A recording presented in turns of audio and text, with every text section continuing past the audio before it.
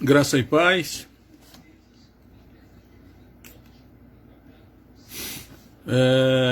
Retornando para dar prosseguimento a esse assunto das duas igrejas do Novo Testamento.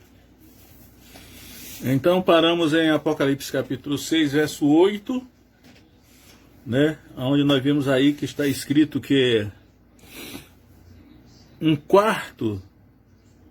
quarta parte da terra foi morta, né? E eu falei que se considerássemos que a terra está com aproximadamente 8 bilhões de pessoas, seriam 2 bilhões de mortos, o que é uma cifra astronômica, inimaginável, né, para nós. Mas, ao dar prosseguimento a esse assunto,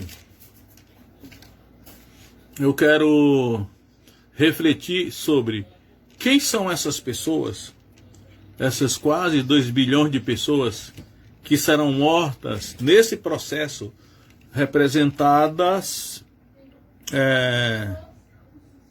por esses 4 cavaleiros do Apocalipse, né? Então me chama a atenção que na sequência dos 4 cavaleiros do Apocalipse, em Apocalipse 6, 9, vão aparecer os mártires na glória, né? Sem nenhuma explicação, porque eu digo sempre que o Apocalipse ele alterna imagens da terra com imagens do céu. Então, ora uma imagem é sobre o que está acontecendo na terra, ora a imagem muda para o que está acontecendo no céu. Então, o que nós acabamos de ver nos versículos de 1 a 8 foi um cenário da terra, né? Está sendo descrito aqui o que está acontecendo na terra, que na verdade é um morticínio, praticamente um genocídio protagonizado por esses flagelos, que é a espada, a fome, a peste e as feras da terra, né? Como está escrito aí no verso 8. Então, através desses 4 flagelos, há uma mortandade, 1/4 da terra é morta. E aí, quando nós damos prosseguimento na leitura aí no verso 9, vai aparecer os mártires na glória. Quer dizer, me parece que implicitamente o Espírito Santo está querendo mostrar quem foram aqueles que foram mortos nessa descrição do versículo 1 ao versículo 8. Né? Então vamos ler aí. Do testemunho que deram. Então, eles foram mortos, né? E aí, não está dizendo aqui como eles foram mortos, né? Porque eu acredito que isso foi descrito nos versículos de 1 a 8. Aí, não está dizendo quem os matou, né? Mas está dizendo por que eles foram mortos, né? E aí, é claro que está descrevendo os crentes, né? Eles foram mortos por amor da palavra de Deus e por amor do testemunho que deram. Então, olha essa dobradinha aí. A palavra de Deus e o testemunho de Jesus perpassa todo o livro do Apocalipse. O Apocalipse começa e termina repetidamente citando essa dobradinha, que é a motivação aí dos crentes, a palavra de Deus e o testemunho de Jesus, né? São essas duas razões. E aí está dizendo que essas pessoas foram mortas, acredito que anteriormente, o motivo por que elas foram mortas foi o amor, a palavra de Deus e do testemunho que deram. Subentende-se que esse testemunho aqui é o testemunho de Jesus, que em outros textos do Apocalipse ele completa dizendo que é o testemunho de Jesus. Ou seja, são os crentes. E aí, eu digo, essa visão agora do quinto selo não é uma visão da terra agora. Agora é uma visão no céu. Quer dizer, quem está lá não são os corpos, que são descritos corpos mortos, mas são as almas, sempre diz lá. As almas dos que foram mortos, então só as almas que estão lá no céu. E aí essa palavra almas, às vezes ela pode ser um termo intercambiável com espírito, embora saibamos que em outros textos do Novo Testamento ele faz uma diferença entre alma e espírito. Mas às vezes ele usa almas como sinônimo de espírito também, né? Ou seja, a parte imaterial do homem. Então, essas almas estão lá no céu, agora debaixo do altar. Esse altar está na presença de Deus, há um altar lá no céu. E eles estão debaixo do altar, que é até uma novidade na revelação bíblica. Como assim eles estão debaixo do altar, né? Porque no caso quando Jesus contou a história de Lázaro, o rico e Lázaro, quando o rico morreu, ele foi para o Hades, e ela estava no sofrimento. E o Lázaro, ele foi para um local que é chamado Seio de Abraão, mas se subentende que ele está, de certa maneira, um pouco acima do Hades, né? Porque lá pela aquela história. Só que aqui a coisa parece mudar de figura. As almas dos que foram mortos, e aí eu digo, desses cristãos que foram mortos, martirizados, estão debaixo do altar, no céu, que esse altar fica na presença de Deus, né? E aí eles clamavam com grande voz, dizendo, né?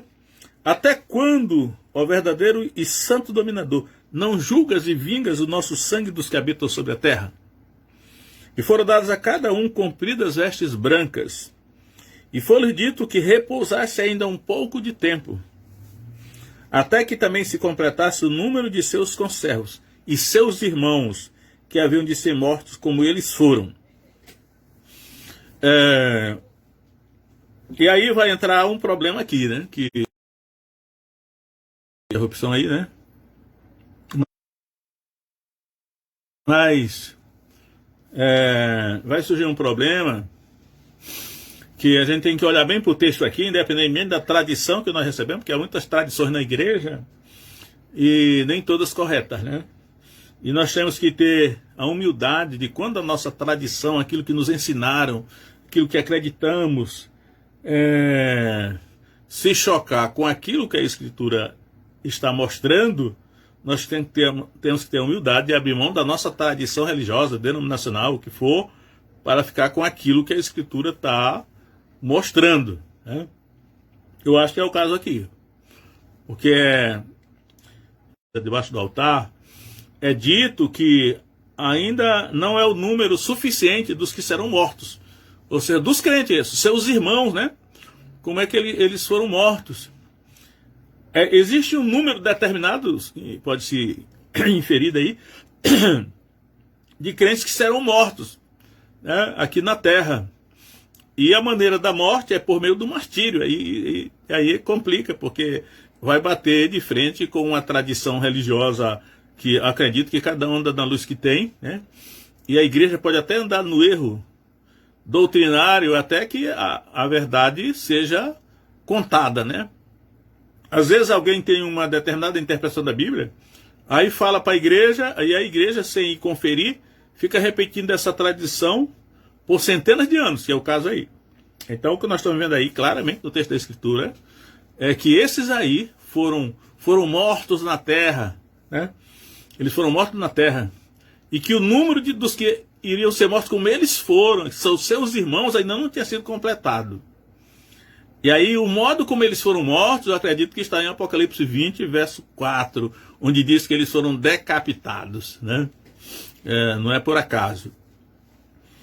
E aí, diante disso, a minha questão é, para aqueles irmãos, que eu acho que é muita gente, quase todo crente que eu encontro, quando eu falo com eles sobre esse assunto, eles estão tão firmados, tão doutrinados na tradição de que a igreja não irá passar pela tribulação, que eu percebo que, eu não me lembro se alguém abriu mão, quase todo, acho que é todos com que eu falei, eles estão tão firmados nessa que a igreja não irá passar pela tribulação, porque foram ensinados durante muito tempo sobre isso, que Deus não quer que a igreja sofra, que a igreja vai ser arrebatada. E aí eu penso assim, meu Deus, tem alguns irmãos, ou até pastores que eu encontro, quando eles dizem que a igreja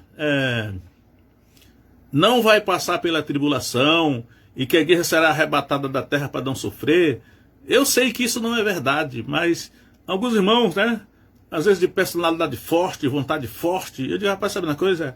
Eu não vou nem falar para ele, já que ele está tão firmado disso, não aceita o que eu estou falando aqui na escritura, então deixa eu seguir no erro mesmo. Então aquilo que eu vou dizer porque publicamente, né? A distância, que eu não quero brigar com ninguém, né?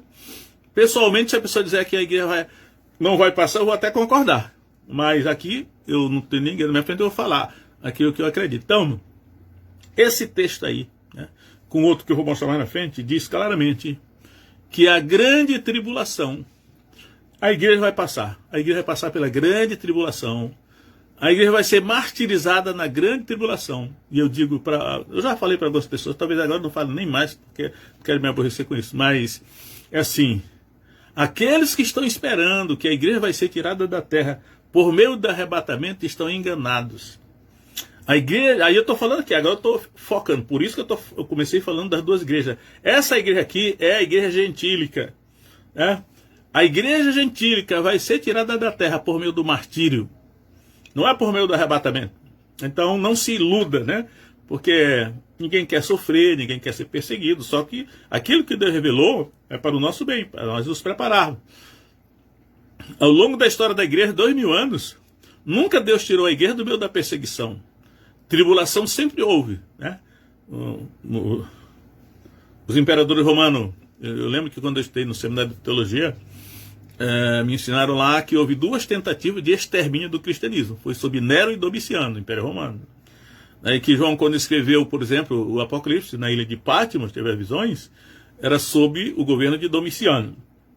Mas depois tem um outro livro, acho que é o livro dos Mártires, John Fox, eu também tenho esse livro, onde ele enumera umas 10 tentativas de extermínio do cristianismo, né? Ele vai mostrando ali o martírio da igreja, o livro dos mártires. Então, onde foi que Deus se preocupou em tirar a igreja do meio da perseguição? Não há essa preocupação, isso aí não é do Evangelho. Pelo contrário, Deus deixa a igreja no meio da tribulação para que a igreja prove o seu amor por ele, porque é muito fácil amar a Deus no meio da bonança, né? Ainda tem mais uma coisa, olhando para o Antigo Testamento, que eu fico olhando assim,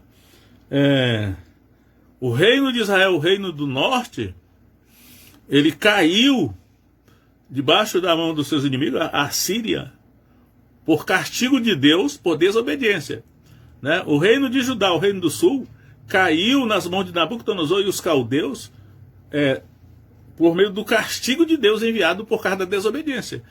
A impressão que eu tenho tido ultimamente é que vai acontecer a mesma coisa com a igreja, né? A igreja vai findar na apostasia, como Israel e Judá terminaram, e debaixo da disciplina de Deus, entregando na mão dos inimigos. Porque eu não acredito que Deus queira que a igreja sofra, ou Deus queira que a igreja seja perseguida, ou Deus queira que a igreja seja martirizada só por querer.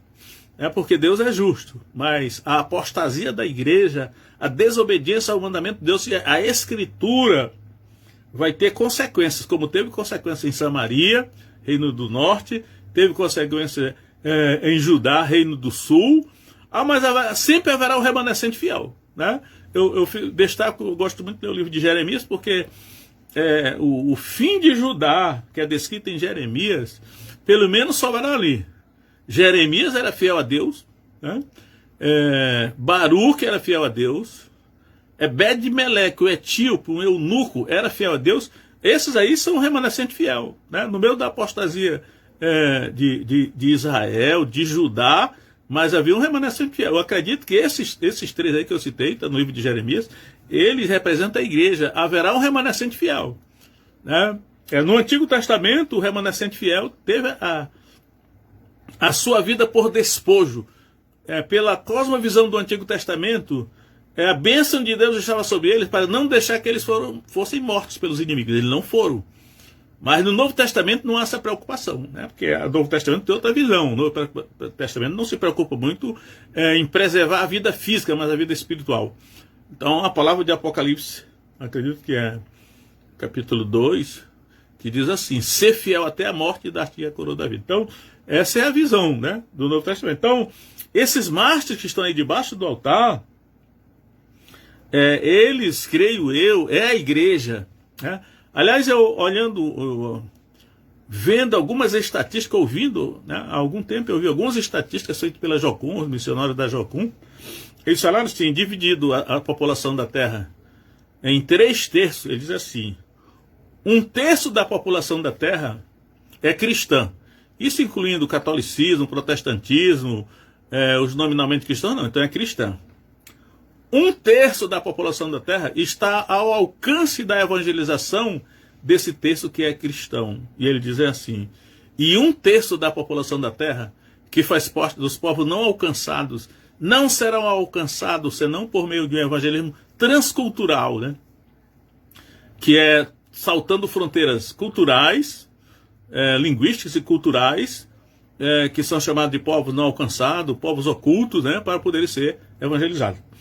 Então, mas o que salta aos olhos é que, no caso aí, fala de 1/4 foi morto. E eu digo, esse quarto aí pode ser a igreja, né? Esse vai ser o martírio da igreja. Aí isso não é agradável dizer isso, mas é o que eu estou vendo aqui nos textos. A igreja, aí eu digo, é a igreja gentílica, né? O problema é que, ao longo desses 2000 anos de história, a igreja que nasceu judaica, os 12 apóstolos eram judeus. No dia de Pentecostes, todos que estavam em Jerusalém, quando o Espírito Santo foi derramado, eram todos judeus, ou prosélitos, né? Mas eram todos do judaísmo. Mas ao longo da história, a igreja judaica foi desaparecendo. E o protagonismo da igreja no mundo voltou-se, caiu nas mãos da igreja gentílica. Então, os quase 2000 anos de história do cristianismo teve como protagonista a igreja gentílica, de maneira que a igreja judaica desapareceu. E o que nós estamos vendo aí em Apocalipse, que eu estou mostrando aqui, é o fim da igreja gentílica na terra, para que se levante, a igreja judaica vai se levantar de novo, tá? Já existem aí os judeus messiânicos. Os judeus messiânicos, não se ouve falar muito neles, mas existe. Eles não se chamam de judeu ou de cristão, eles se chamam de judeu messiânico, porque a palavra Cristo traz para eles uma lembrança, né, de todo o mal que a igreja fez contra os judeus ao longo dos séculos aí, mas eles são chamados de judeus messiânicos, sinagogas messiânicas, que é no hebraico. Eles não adotam esse termo cristão, porque a igreja, Cristo, são termos gregos que traz lembrança ruim para os judeus. Então, mas a igreja judaica vai se levantar, porque a igreja gentílica vai sair da terra por meio do martírio, não é pelo arrebatamento. Então se prepare, né? Mas para que não fique só nas minhas palavras, né, como alguém já disse, vamos avançar aqui para o capítulo 7 de Apocalipse, Apocalipse capítulo 7. Observe agora, você linkando esse capítulo 7 de Apocalipse com o capítulo 6, verso 9, 10 e 11. Agora veja, 7 e 9, é o que vai dizer aí. Depois dessas coisas olhei e vi uma multidão, a qual ninguém podia contar. Agora veja, de todas as nações, tribos, povos e línguas. Então observa, essa multidão, que não era 144 mil, mas ninguém podia contar porque era muito grande, ela é constituída não de judeus. Aí eu digo, o contraste entre as duas igrejas aparece aqui também. Não tinha judeu nessa multidão. Essa multidão é de todos os discípulos que foram feitos, todos os povos, tribos, nações e línguas, né? Essa multidão que João vê aqui em Apocalipse 7:9 é o resultado da grande comissão de Mateus 28, onde Jesus diz: fazer discípulos de todas as nações. Aqui nós estamos vendo o desfecho disso. Todas as nações, os discípulos que foram feitos de todas as nações estão aqui. É a mesma multidão que está em Mateus 25:31, quando ele diz, né? Todas as nações serão reunidas na sua presença. Todas as nações, os discípulos que foram feitos de todas as nações. Está aqui, João está vendo nessa visão. E como eu disse antes, essa visão aqui de Apocalipse 7:9 é uma visão do céu, isso não é na terra. É a visão do céu semelhante ao quinto selo, que as almas estavam debaixo do altar. Aí ele vai continuar dizendo: essa multidão que estava diante do trono de Deus, né, no céu, e perante o Cordeiro, trazendo vestes brancas e com palmas nas mãos. É a mesma multidão que está em 6, de 9 a 11, debaixo do altar. Só que agora o número está completo, porque lá ainda faltavam, não sei se muitos, mas faltava muita gente, eu acredito. Agora a multidão está completa. Aí diz assim: e clamavam com grande voz, dizendo: salvação ao nosso Deus que está sentado no trono. Eu vou saltar agora, para o verso 13. Olha 7,13, como diz aí. E um dos anciãos lhe falou, dizendo: estes que estão vestidos de vestes brancas, quem são e de onde vieram? Meu irmão, eu não vejo coisa mais clara do que essa. Grave isso aí, que ele vai dizer aí, olha só. Quem são e de onde vieram? E aí ele disse, e João disse, e eu disse-lhe: Senhor, tu sabes. E ele disse-me: estes são os que vieram da grande tribulação, meus irmãos. Que coisa mais clara que essa. Estes são os que vieram da grande tribulação. Ou seja, aqueles de 6, 9, 10, 11, o quinto selo que estava debaixo do altar, eles vieram da grande tribulação. Aqui está dizendo exatamente isso. Eles vieram da grande tribulação. Essa grande tribulação é o que está descrito em Apocalipse 6, de 1 a 8. Ali é a grande tribulação. Ali são os cristãos que vão ser mortos, vão ser assassinados, e aí decapitados da maneira que eles serão mortos. Que é Apocalipse 20, verso 4. Aí ele diz aqui: e eu disse: Senhor, tu sabes. E ele disse: estes são os que vieram da grande tribulação, e lavaram as suas vestes, e as branquearam no sangue do Cordeiro. Por isso estão diante do trono de Deus, e serve dia e de noite no seu templo. E aquele que está assentado sobre o trono os cobrirá com a sua sombra. Irmãos, olha, não vejo coisa mais clara do que essa. Então, aqueles que estão acreditando, porque foi ensinado, né? Houve um doutrinamento, durante mais de 100 anos, a igreja foi doutrinada de que não irá passar pela tribulação. É um erro, é um engano. Né? E essas coisas que estão aqui escritas estão para acontecer. E a maior parte da igreja está iludida, pensando que a igreja vai ser tirada da terra para não sofrer a perseguição. A igreja vai sofrer a perseguição. O anticristo vai perseguir a igreja. E é por meio do martírio que a igreja vai ser tirada. Isso aqui é a igreja gentílica. Por isso que eu enfatizo que há duas igrejas. Isso aqui é a igreja gentílica. Vai ser tirada dessa maneira. Agora, eu quero agora me voltar para Apocalipse capítulo 7. Capítulo 7. Veja só. Isso aqui é o renascimento da igreja judaica. Eu acredito até que a profecia de Ezequiel 37, do Vale de Ossos Secos, é uma profecia, ela vai se cumprir aqui. Porque o corpo vai ser formado, né, coberto de nervos, os ossos vão se juntar, os nervos vão cobrir, de pele. Aí diz, mas não havia neles o Espírito. Isso é a profecia de Ezequiel 37. Mas aqui, nós vamos ver agora aqui, que o Espírito vai entrar neles agora. Isso aqui são os judeus, aqui é a igreja judaica, totalmente judaica, contrastando com a igreja gentílica, que será tirada da terra por meio do martírio. Agora observe, 7:1. Depois destas coisas, vi 4 anjos que estavam sobre os 4 cantos da terra, retendo os 4 ventos da terra, para que nenhum vento soprasse sobre a terra, nem sobre o mar, nem contra árvore alguma. E vi outro anjo subir do lado do sol nascente, que tinha o selo do Deus vivo. Olha só, esse anjo tinha o selo do Deus vivo. O que é o selo do Deus vivo? Efésios 1:13, né? Que Paulo vai dizer lá que, tendo ouvido o evangelho da vossa salvação, e tendo nele também crido, fortes selados com o Espírito Santo da promessa. Então, creio eu que o selo do Deus vivo aqui é o Espírito Santo.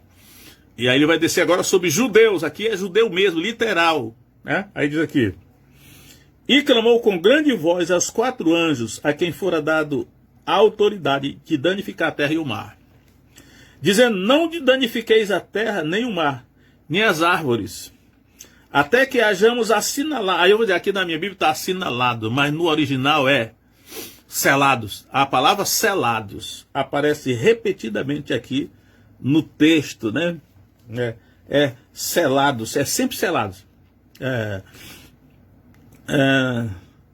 Até que hajamos selado nas suas testas o servo do nosso Deus. Aí vem: ouvi o número dos que foram dos selados, e eram 144.000 selados, de todas as tribos dos filhos de Israel. Da tribo de Judá havia 12.000 selados, da tribo de Rubem 12.000 selados, da tribo... Aí, irmãos, olha, só para simplificar aqui, olha.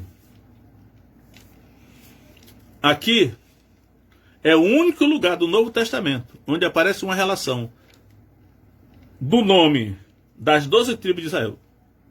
E aqui ele vai dizer, ele vai descrever aqui, 12.000 de cada tribo serão selados. A palavra aí é selo.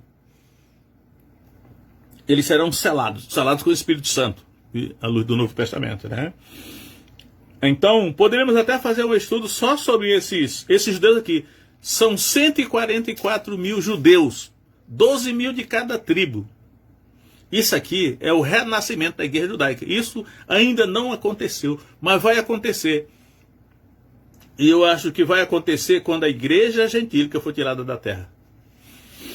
Aí vamos lá. Aí o que acontece? As duas igrejas, né? Eu estou vendo aqui, sendo descrito o fim da igreja gentílica na terra. E o reinício do protagonismo da igreja judaica na terra. Ao longo dos anos, ao longo dos séculos, a igreja gentílica, ela centralizou-se em Roma. O cristianismo de Roma se espalhou pelo mundo todo. É claro que houve reforma, o protestantismo foi uma reforma que veio da Alemanha, houve reforma na Suíça, João Calvino era francês, e depois foi para Genebra, mas o cristianismo gentílico se espalhou pelo mundo, criou a partir de Roma. E nesses últimos dias, eu acredito que nós estamos vivendo nos últimos dias, nós estamos visto que o cristianismo voltando para Jerusalém, né? Depois do renascimento da nação de Israel, em 1948, Jerusalém novamente começou, né? Israel, uma nação soberana, e o cristianismo começou a voltar para Jerusalém, porque foi lá onde tudo começou, né? No dia de Pentecostes, pode ter sido o nascimento oficial da igreja. Mas, aí eu digo, e aí nós temos que ter cuidado, por isso que eu digo, que tem muita coisa no livro de Apocalipse que ninguém poderá entender se não tiver em vista isso, que existem duas igrejas no Novo Testamento. Uma igreja judaica e uma igreja gentílica. Nas páginas do Novo Testamento, especialmente do livro de Atos, nós vemos o nascimento da igreja gentílica. Podemos até fazer uma pesquisa só sobre isso. Como foi que a igreja gentílica começou, né? E agora nós estamos vendo o Apocalipse descrevendo o fim da igreja gentílica na terra. Acabou o tempo dos gentios. Israel, os judeus, a igreja judaica, vai novamente ter o seu protagonismo. Acredito até com a unção maior, né? A unção do Espírito Santo. O que falta é o Espírito Santo.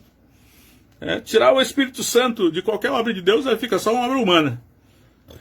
Então, o que eu creio que, por exemplo, uma mensagem desse tipo aqui, que vai tirar a esperança de muito, vai ter gente que não vai aceitar, né? Não, eu vou continuar como já me disseram. Não, eu não acredito nisso que você está dizendo, não. Eu estou esperando o arrebatamento, tá? Estou esperando o arrebatamento e eu vou ser arrebatado para não sofrer. Bom, pode continuar acreditando no engano se quiser, né? Mas avisado foi. Eu vi uma vez o Jimmy Swaggart em cima de um tanque israelense, dizendo assim: tem gente que está esperando o anticristo. Eu estou esperando Cristo e não o anticristo. Não importa quem você está esperando, não importa o que a Bíblia diz que vai acontecer. Pois o anticristo vai aparecer primeiro.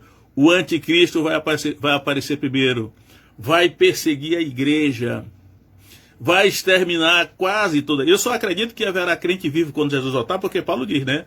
Depois nós, os que ficarmos vivos, seremos arrebatados juntamente com eles para encontrar o Senhor nos ares. Então, quando Jesus voltar, ainda haverá crente vivo. Porém, até mesmo a igreja judaica vai acabar no martírio. Então, o arrebatamento da igreja será para o remanescente que ficar vivo quando Jesus voltar e quando Jesus vier. Porque sabemos que Jesus vai descer dos ares com alarido para guerrear sobre o monte, meu Deus, Monte das Oliveiras, né? Monte Sião. E ele vai prender o anticristo e o falso profeta e lançá-los no fogo eterno. É só aí. A igreja não vai ser páreo para essa questão física, né, da perseguição. Não compete à igreja decidir se vai ser perseguido ou não, mas compete à igreja ser fiel, seja na perseguição ou na bonança. Até onde eu sei, existe uma igreja fiel na China hoje, né? E o cenário que está lá na China é o cenário que vai se espalhar por todo mundo.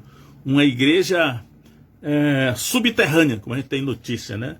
Uma igreja ilegal, uma igreja que o Estado não controla, mas uma igreja fiel no meio da perseguição. Então, meus irmãos, isso aí, reflita sobre isso, né? e veja se isso que eu estou dizendo não é verdade. Se tem as escrituras, volte lá nos textos e veja. Não estou defendendo aqui a minha ideia, nem de A ou B.